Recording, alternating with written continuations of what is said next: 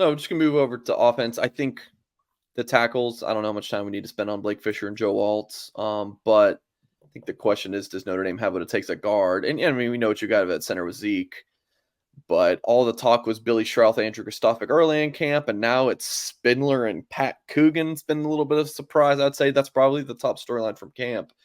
So, yeah, what are your thoughts about this offensive line unit, specifically at guard? So when we hired Joe Rudolph to be the offensive line coach, he comes over infamously or most notably from Wisconsin. Wisconsin likes to pull guards.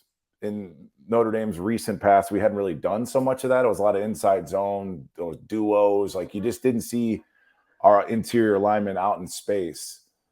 So we're thinking that might change this year. Can you do that with Rocco Spindler?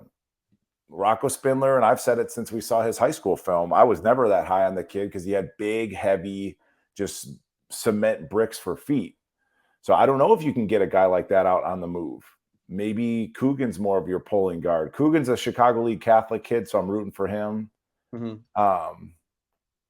I'm thankful that Kristofic doesn't really seem to be in the lead anymore. And I think that we had assumed that Billy Schrauth was going to win the job, probably the best athlete of the group.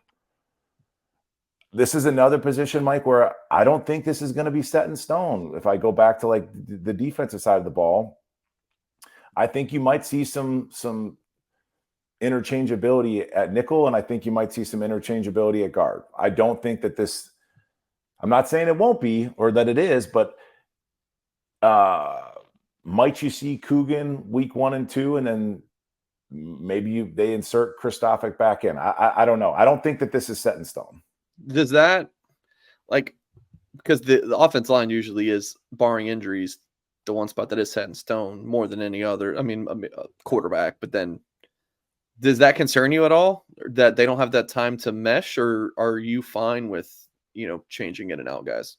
Well, I told you my solution. I think it's unrealistic, but I said, I would start hypothetically week 1, start Coogan and start Rocco first half. And then the second half, you start Schrauth and Kristofic. And then week 2, you start Kristofic and Schrauth. And then the second half, like you give them game time leading up to NC State, leading up to Ohio State, and then watch the film, take that feedback. I think the way that this schedule sets up, bro, I think that you could do that. I mean, if you played Ohio State week 1 and they got Emil Wagner taking reps at guard. Yeah. My biggest concern is I go back to Ohio State last year and you just watch Ohio State's defense, and they've got, people call them delayed blitzes, but they've got these cross dog blitzes, so much movement up front. And if Coogan is a lesser athlete than Schrauth and Rocco's a lesser athlete than Wagner, hypothetically, it's like I just get nightmares of Kane Madden, just not being able to slide and not being able to redirect and move with all of these moving pieces on defense. That's my biggest concern. I'm not even worried so much about running the ball. I'm worried about interior pass protection, especially if you go back and watch Sam Hartman's film at Wake Forest. He's not the tallest dude in the world. He likes to slide up in the pocket. He either rolls out and kind of makes some backyard kind of spontaneous plays, or he steps up in the pocket with that slow mash. It opens and then he steps up. If he's got people sitting in his lap, that ain't good.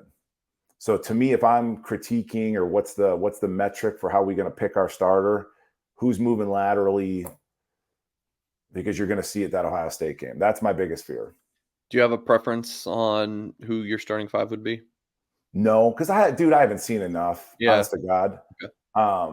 But if Schrauth is the best athlete of the group, is what people say, he's got 2 or 3 games to figure it out.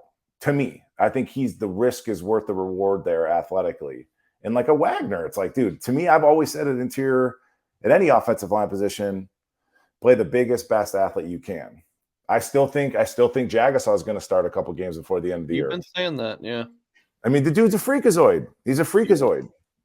And Blake Fisher also, I think Blake Fisher has been slightly overrated since coming in. I think I know we talked about this on air a couple of years ago. He always seemed like he was out of shape to me. So I know he's lost some weight, and I hope that helps with his foot speed. And if I could just talk like football for like a couple seconds, um, like as a blocker or so let's say I'm a defensive end and I got to get around a guy, and pass rush is really getting my hips beyond their hips. That's how you win in pass rush conceptually. Some of these dudes, and like, the 2 cups of coffee that I had in the NFL, like they are so big standing in front of you, Michael. You're like, how am I going to get around this guy? You know what I mean? Yeah. Blake is one of those guys, but in Right. terms of like his draft stock going up, I want to see more athleticism from him. It's just, he's always been kind of like just a big enough guy where he doesn't have to have elite feet. And it still makes people difficult for folks to get by him. He's always hung his hat on as a run blocker. He's been a lot more vocal this offseason. So I still think there's room for improvement from Blake, specifically in pass sets. Before we move on to tight ends, do you want to love up this guy real quick, Joe Alt? Yeah, dude.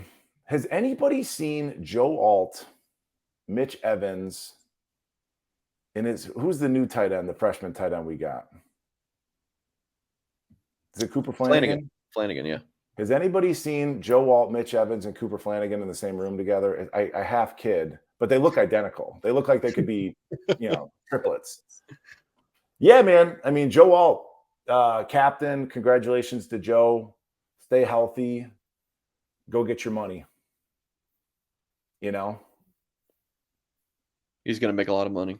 He's going to make a lot of money. God bless him. Stay healthy. And I hope he gives like 10% back to the man who hyped him up the most. 10%. I'll take one. There you go. I'll take 1%, but I'll ask for 10.